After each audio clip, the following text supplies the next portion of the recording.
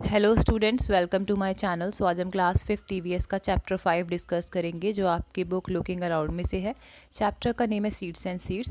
इसका first question है discuss वाले टॉपिक में से, what things are soaked before cooking in your house why, कि किन किन चीज़ों को भिगो कर रखते हैं कुकिंग से पहले आपके घर में। तो इसका आंसर है rice, pulses, beans are soaked before cooking. When we soak things before cooking they become soft and get easily get cooked. कि चावल को, दालों को और सोयाबीन को हो गया, या फिर उसको हो गया किडनी बीन जिसको हम राजमा बोलते हैं, इन सबको भिगो कर रखा जाता है। इसलिए रखा जाता है ताकि वो सॉफ्ट हो जाए। खाना जब हम बनाते हैं, जैसे कि चावल बनाते हैं, तो चावल को इसलिए भिगोते हैं पहले ताकि वो सॉफ्ट हो जाए, वो आसानी से पक जाए। इसी तरह से दालों को, सोयाबीन को, चना को भी इसलिए भिगाते हैं ताकि उनकी जो सब्जी हम बना रहे हैं वो अच्छे से बन जाए और कुकिंग करने में परेशानी ना हो, कोई हार्ड सब्सटेंस ना रह जाए कुकिंग में। उसके बाद फर्स्ट का सेकंड है, what things do you eat after sprouting, how are they sprouted, how much time does it take, कि किन किन चीज़ों को स्प्राउट के बाद खाया जाता है, उन्हें कैसे स्प्राउट किया जाता है और कितने लंबे टाइम तक स्प्राउट करने के लिए उन्हें रखा जाता है। इसका आंसर है we eat chana, moong etcetera after sprouting, they are soaked in water for a day, next day we could see the little white birds which grow on them and they become softer than before. कि हम किन किन चीज़ों को sprout करके खाते हैं। चने को, मूंग को कैसे स्प्राउट करते हैं, इन्हें पूरे एक दिन के लिए पानी में भिगो के रख देते हैं। पानी में आपको भिगोने का तरीका ये है कि आप पानी कम लीजिए, स्प्राउट ज़्यादा लीजिए। और आजकल तो स्प्राउट वाला वो भी आता है कंटेनर, जिसमें एक ही दिन में स्प्राउट बन जाता है। जैसे कि रात को आप डालेंगे तो सुबह तक आपको स्प्राउट रेडी मिलेगा। और अगर वो नहीं है तो आप गीले कपड़े में भी रख सकते हैं। एक दो दिन के बाद जब आप देखेंगे स्प्राउट को, तो वो जो सीड्स होंगे ना, उसमें से वाइट बर्ड्स निकलेंगी, वाइट फाइबर्स निकलेंगे, और आपको पता चल जाएगा कि वो सीड्स से स्प्राउट हो गए हैं। अब उनको आप खा सकते हैं क्योंकि अब वो सॉफ्ट हो चुके हैं। उसके बाद फर्स्ट का थर्ड है, has the doctor or someone you know ever told you to eat sprouts why, कि क्या किसी डॉक्टर ने या किसी और ने आपको बोला है कि स्प्राउट खाओ, और क्यों बोला है। तो आंसर है इसका yes, my mother told me to eat sprouts because sprouted seeds have high nutrition, कि मेरी मम्मा ने कहा है कि स्प्राउट खाना चाहिए क्योंकि स्प्राउट से क्या होता है, स्प्राउट में क्या होता है, हाई न्यूट्रिशन। नेक्स्ट क्वेश्चन देखते हैं, question second, do this and find out, कि अब आपको एक एक्टिविटी बोली है, उसे परफॉर्म करना है एंड फाइंडिंग निकालनी है उसकी। तो एक्टिविटी ये है कि आपको ना चना लेना है और 3 कटोरियाँ लेनी है, और तीनों कटोरियों में चने को डालना है। पहली वाली कटोरी में चने को पानी के साथ डालना है। दूसरी वाली को आपको गीले कपड़े के साथ डालना है, मतलब गीला कपड़ा करना है, उस पर चना रखना है, उसको रैप करके उस पर डालना है। और थर्ड वाली में आपको ऐसे ही सूखा सा डाल देना है, मतलब ना पानी रखना, ना गीला कपड़ा डालना है उसमें, ना पानी डालना है। ऐसे सूखे के सूखे चने आपको उसमें डाल देने हैं, और आपको ये देखना है कि 2 दिन बाद क्या होता है। तो एक्टिविटी आप खुद ही करेंगे, डू इट योर सेल्फ। हम फाइंडिंग देखते हैं क्या क्या आती है। In which ball did the seeds sprout, what difference did you see between this ball and the other balls. So answer है इसका, the seeds of chanas have got sprouted in second ball as these are kept under air and moist condition. On the other hand, the first ball was filled with more water than that was required. Also, the seeds in the third ball did not get any water for sprouting. तो हुआ ये था कि जो पहले वाला ball था ना, उसमें तो वो पानी ज़्यादा था और वो कम था, चने के सीड्स कम थे, इसलिए वो अच्छे से स्प्राउट नहीं हो पाया। सेकंड वाला स्प्राउट हो पाया क्योंकि उसमें गीले कपड़े में रखा था हमने, तो उसमें उसको मॉइस्ट भी मिल रहा था और एयर भी मिल रही थी। और थर्ड वाला बिल्कुल भी स्प्राउट नहीं हो पाया, क्यों? क्योंकि ना ही उसको एयर मिली थी, ना ही उसको वाटर मिला था। उसके बाद नेक्स्ट क्वेश्चन है, why did गोपाल्स mother tie the chana in the damp cloth, कि गोपाल की मदर ने क्यों गीले कपड़े में चने की सीड्स को रखा। तो आंसर है इसका, गोपाल्स mother tied the chana in the damp cloth to ensure that the chana seeds get proper moisture. The cloth has tiny pores that allow the passage of air through it. So इसमें ये बोलना चाह रहे हैं कि जो गोपाल है उसकी मदर ने गीले कपड़े में चने को इसलिए बांध के रखा क्योंकि उसे जो चना है उसे मॉइस्चर मिल सके, ठीक है, वाटर मिल सके, और जो कपड़े में छोटे छोटे छेद होते हैं ना, उससे चने को हवा मिल सके और वो अच्छे से स्प्राउट हो जाए। उसके बाद फोर्थ है look carefully at your sprouted चना एंड मेक इट्स ड्राइंग। अब आपको स्प्राउटेड चने की ड्राइंग बनानी है तो वो आप खुद से बना सकते हैं।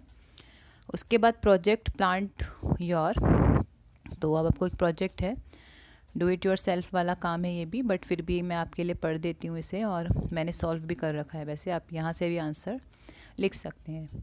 उसमें आपको करना क्या है, take a clay pot or tin can with a wide mouth, make a small hole at the bottom of the can, fill your can with soil, put 4 or 5 seeds of same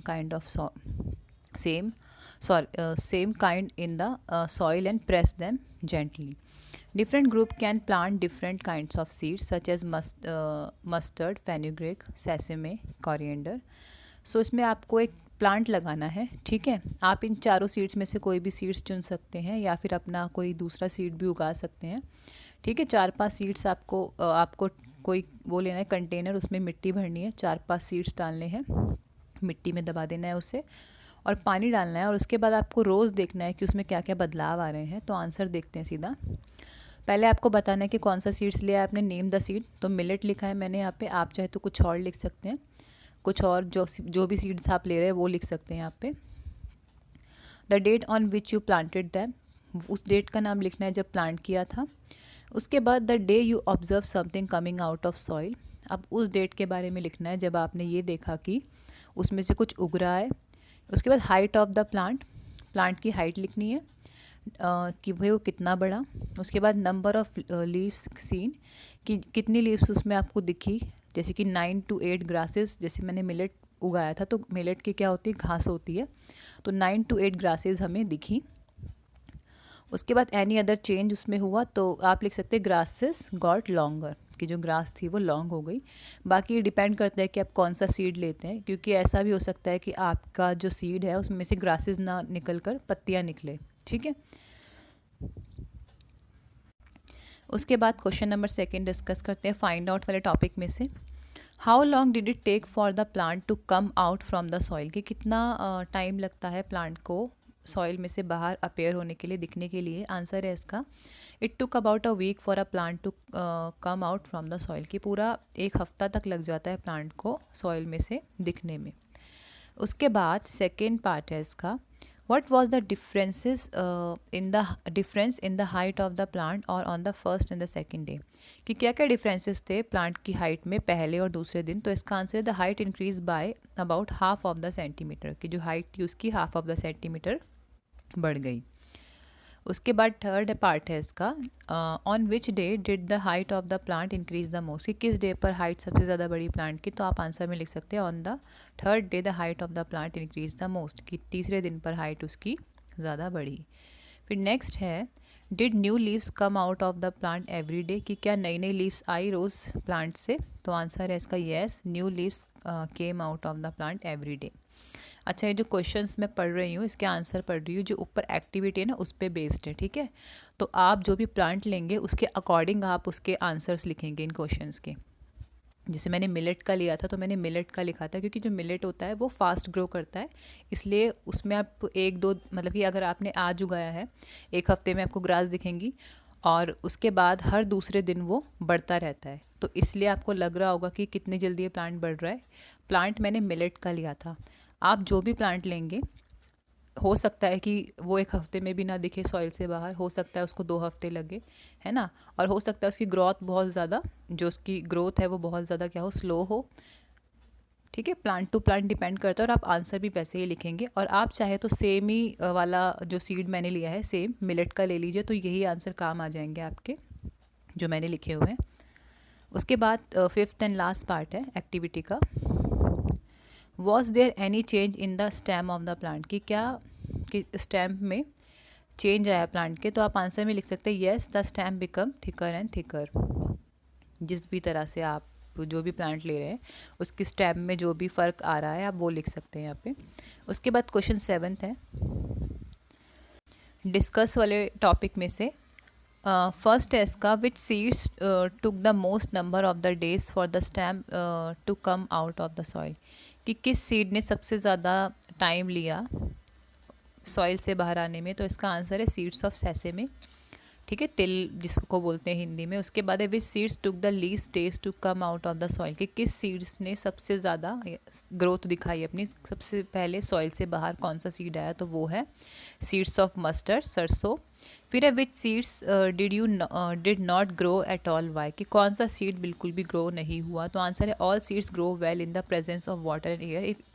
if either of these two factor is absent then the seed can not grow, कि जितनी भी seed हम डालते हैं वो सभी उग जाते हैं वाटर एंड एयर की प्रेजेंस में, लेकिन अगर वाटर ना मिले उन्हें, एयर ना मिले, सनलाइट ना मिले, तो वो ग्रो नहीं कर सकते।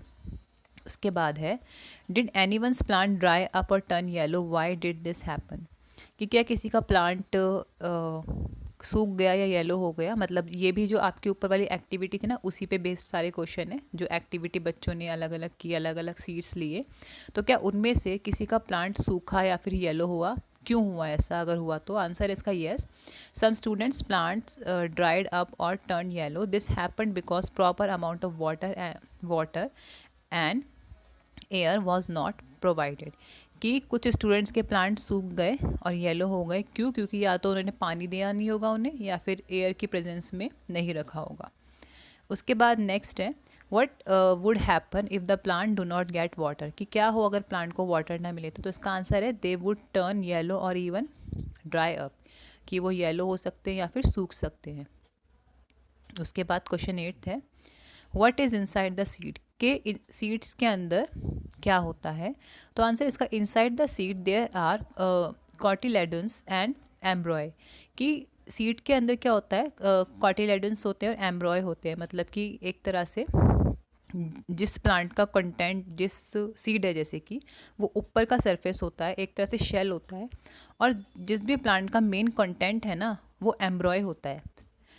तो एम्ब्रॉय की प्रेजेंस में, मतलब जैसे कि एम्ब्रॉय है और उसके ऊपर कोटिंग किसकी होती है, सीड की, शेल की,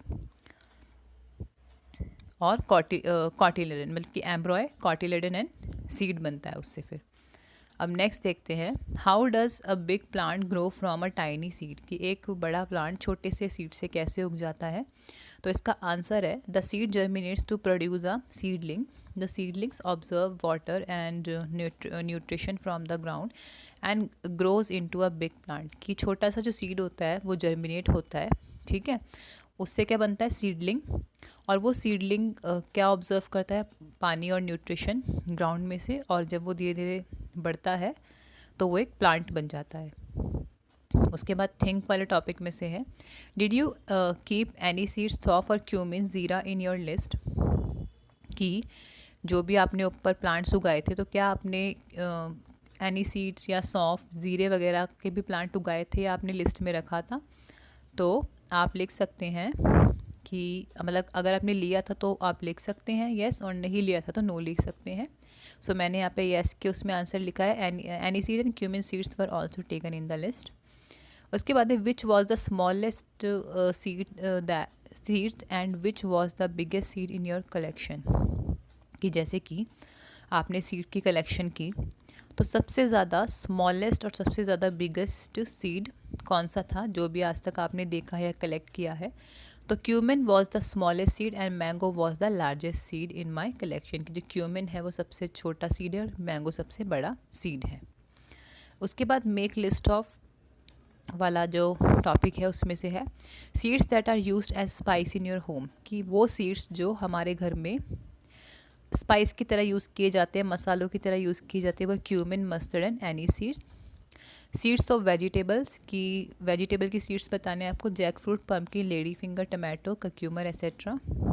उसके बाद सीड्स ऑफ फ्रूट्स बताने हैं आपको, वो है mango, Apple, orange, guava etcetera, अपनी मर्ज़ी से भी लिख सकते हैं 4-5। उसके बाद फोर्थ है लाइट सीड्स, मतलब कि light seeds check by blowing them, कि इतने हल्के सीड्स जो आप फूंक भी मारे तो उड़ जाएं, तो वो कौन से होते हैं, क्यूमिन एंड एनी सीड। उसके बाद है सीड्स विच आर फ्लैट, ऐसे सीड जो बिल्कुल फ्लैट होते हैं वो है rajma, Apple, cumin, any seeds ऐसे में एसेट्रा। फिर है make more groups, how many groups of seeds did you make, कि आप जैसे सीड्स होते हैं आप उनके ग्रुप बना सकते हैं कि भाई वो किस किस ग्रुप में होते हैं, जैसे कि ग्रुप होते हैं मेनली सीड्स के एडिबल सीड्स, एडिबल सीड्स मतलब जिन सीड्स को हम खा सकते हैं, जैसे कि वो हो गए हमारे जितने भी नट्स हो गए, वो सब सीड्स हैं एक तरह से, उन्हें हम खाते हैं। दालें हो गई, वो सब सीड्स है और हम उन्हें खाते हैं।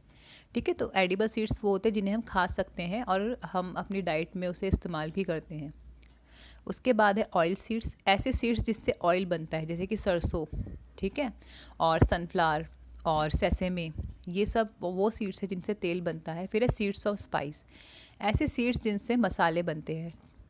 तो वो हो गया हमारा ज़ीरा हो गया, ठीक है, सौंफ हो गया, काली मिर्च हो गई, ये सब ऐसे सीड्स हैं जिनसे हम स्पाइस बनाते हैं अपने।